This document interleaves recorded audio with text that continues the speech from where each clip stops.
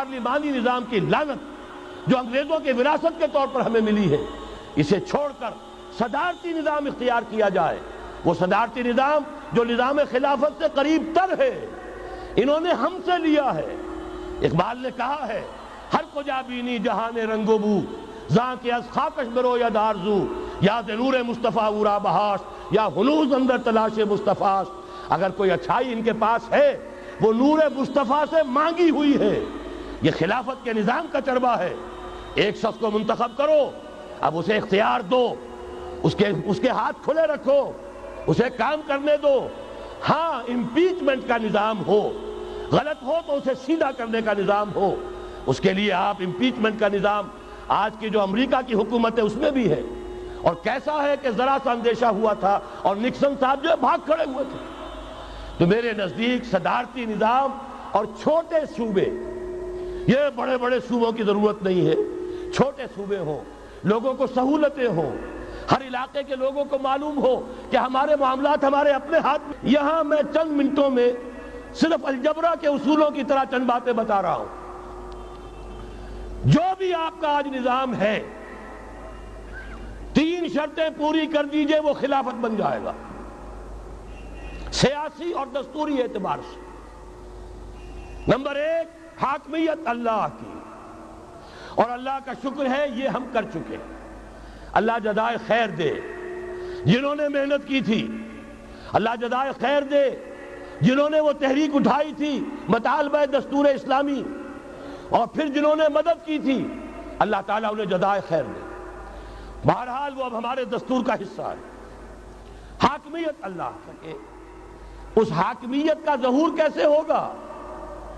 آپ کے دستور میں یہ طے کر دیا جائے، کتاب و سنت ہر شے سے بالا تر ہے، دستور سے بھی بالا، عدالتی قوانین سے بالا، پارلیمنٹ سے بالا، سینٹ سے بالا، صدر سے بالا، سپریم کورٹ سے بالا، ہائی کورٹ سے بالا، ہر شے سے بالا کتاب و سنت۔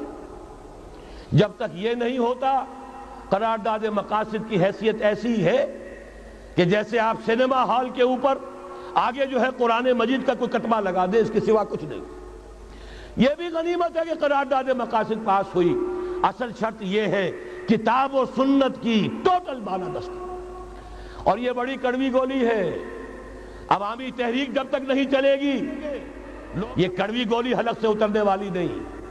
یہ آئی جے آئی کی حکومت میں نہیں اتری، اسلام کے نام پر اقتدار میں آئے، اسلام کے نام پر آئی ایس آئی نے آئی جے آئی بنوائی، اسلام کے نام پر انہیں ووٹ ملے، 2/3 کی اکثریت ملی، اس کے باوجود شریعت کی بالادستی کا ایکٹ، شریعت کی بالادستی کی دستور کے اندر ترمیم پاس نہیں کرائی گئی۔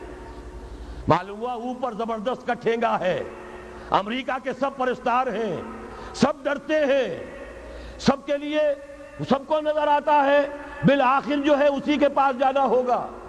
یہ بات جان لیجئے، یہ اس کے بغیر، قربانی کے بغیر اصل یہی منزل ہے، اصل کٹھن یہی ہے۔ یہ کتاب و سنت کی بالادستی، اس کو قبول کرنا، اختیار کرنا، یہ بغیر عوامی تحریک کے، بغیر قربانیوں کے ممکن نہیں ہوگا۔ بہرحال دوسری بات یہ، اور تیسری بات، کسی غیر مسلم کو نظام خلافت میں قانون سازی میں شریک نہیں کیا جا سکتا۔ جس قانون کی بنیاد کتاب و سنت، جو نہ کتاب کو مانے نہ سنت کو مانے، اس کا اس ملک کی قانون ساز اسمبلی میں جانے کا مطلب کیا ہے؟ ان کی علیحدہ اسمبلیاں ہوں، ان کے جو حقوق ہیں مائنورٹیز کی حیثیت سے ان کی گارنٹی دی جائے، ان کی جان، مال، عزت، آبرو کا پورا تحفظ، ان کی پوری مذہبی آزادی، ان کی عبادت گاہوں کی پوری ضمانت، ان کی حفاظت کی، ان کا پرسنل لا ہو، سب کچھ ہوگا۔ قانون سازی میں غیر مسلم شریک نہیں ہو سکتا، نظام خلافت کی اعلیٰ ترین سطح کی پالیسی بنانے میں غیر مسلم شریک نہیں ہو سکتا۔ یہ معاملات ہمیں، یہ کڑوی گولیاں ہیں، لیکن صرف 3 گولیاں ہضم کر لیجئے، یہ نظام خلافت کا نظام بن جائے گا۔ البتہ چوتھی بات اور عرض کر دوں، وہ کہتا ہوں بہتر ہے کہ اس پارلیمانی نظام کی لعنت جو انگریزوں کے وراثت کے طور پر ہمیں ملی ہے، اسے چھوڑ کر صدارتی نظام اختیار کیا جائے، وہ صدارتی نظام جو نظام خلافت سے قریب تر ہے، انہوں نے ہم سے لیا ہے۔ اقبال نے کہا ہے ہر کجا بینی جہان رنگ و بو، زاں کے از خاکش برو یا دارزو، یا نور مصطفیٰ اورا بہاش، یا ہنوز اندر تلاش مصطفیٰ۔ اگر کوئی اچھائی ان کے پاس ہے وہ نور مصطفیٰ سے مانگی ہوئی ہے۔ یہ خلافت کے نظام کا چربہ ہے۔ ایک شخص کو منتخب کرو، اب اسے اختیار دو، اس کے ہاتھ کھلے رکھو، اسے کام کرنے دو۔ ہاں امپیچمنٹ کا نظام ہو، غلط ہو تو اسے سیدھا کرنے کا نظام ہو، اس کے لیے آپ امپیچمنٹ کا نظام آج کی جو امریکہ کی حکومت ہے اس میں بھی ہے۔ اور کیسا ہے کہ ذرا سا اندیشہ ہوا تھا اور نکسن صاحب جو بھاگ کھڑے ہوئے تھے۔ تو میرے نزدیک صدارتی نظام اور چھوٹے صوبے، یہ بڑے بڑے صوبوں کی ضرورت نہیں ہے، چھوٹے صوبے ہوں، لوگوں کو سہولتیں ہوں، ہر علاقے کے لوگوں کو معلوم ہو کہ ہمارے معاملات ہمارے اپنے ہاتھ میں ہیں، ان کے اندر کوئی احساس جو ہے محرومی کا پیدا نہ ہونے پائے۔ اس لیے کہ وہی چیز ہے جو سیاہی گھول دیتی ہے۔ کون سیاہی گھول رہا ہے وقت کے بہتے دریا میں؟ یہ ساری سیاہیاں جو سندھ میں گھل رہی ہیں، بلوچستان میں گھل رہی ہیں، سرائکی کے علاقے میں گھل رہی ہیں، ان سب کا علاج ہے چھوٹے صوبے بناؤ۔ لیکن یہ چیزیں خلافت کی شرائط میں سے نہیں ہیں۔ بہتر بات ہے، دنیاوی اعتبار سے بہتر بات ہے، انتظامی اعتبار سے بہتر بات ہے۔